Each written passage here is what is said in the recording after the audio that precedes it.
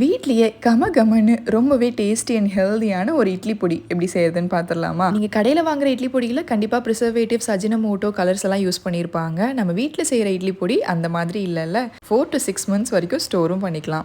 ஒரு கடாய் ஹீட் பண்ணிட்டு 1/2 கப் அளவுக்கு உளுந்து ஆட் பண்ணிட்டு லோ ஃப்ளேம்லேயே வச்சு நல்லா வறுத்து விட்டுக்கோங்க. 1/4 கப் கடலைப்பருப்பு, 1/4 கப் வேர்க்கடலையும் சேர்த்துட்டு நல்லா வறுத்துட்டு அதையும் எடுத்து தனியாக வச்சிருங்க. 2 டேபிள் ஸ்பூன் நான் வெள்ளை எள்ளு ஆட் பண்ணியிருக்கேன். நீங்கள் கருப்பு எள் யூஸ் பண்ணுறதுனால பண்ணிக்கலாம். அதையும் வறுத்து எடுத்து தனியாக வச்சுட்டு 1/4 கப் பாசிப்பருப்பையும் வறுத்து வச்சுக்கோங்க.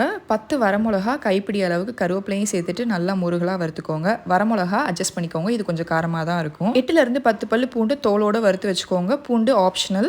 1 டீஸ்பூன் கல்லுப்பையும் நல்லா வறுத்துட்டு இது எல்லாத்தையுமே கம்ப்ளீட்டாக ஆற வச்சதுக்கப்புறமா மிக்ஸி ஜாரில் சேர்த்துட்டு இது கூட ஒரு 1/4 டீஸ்பூன் மட்டும் நான் பெருங்காயம் சேர்க்குறேன். பூண்டு ஸ்கிப் பண்ண போகிறீங்கன்னா பெருங்காயத்தூளை கொஞ்சம் அதிகமாக சேர்த்துக்கோங்க. மஞ்சத்தூள் சேர்த்துட்டு இதை கொரகொரப்பாக அரைச்சிட்டிங்கன்னா ரொம்பவே ஹெல்தி அண்ட் டேஸ்டியான இட்லி பொடி வீட்டில் ரெடி பண்ணியாச்சு. நல்லெண்ணெயில் மிக்ஸ் பண்ணி சர்வ் பண்ணுங்கள். அட்டகாசமாக இருக்கும். ட்ரை பண்ணி பாருங்கள்.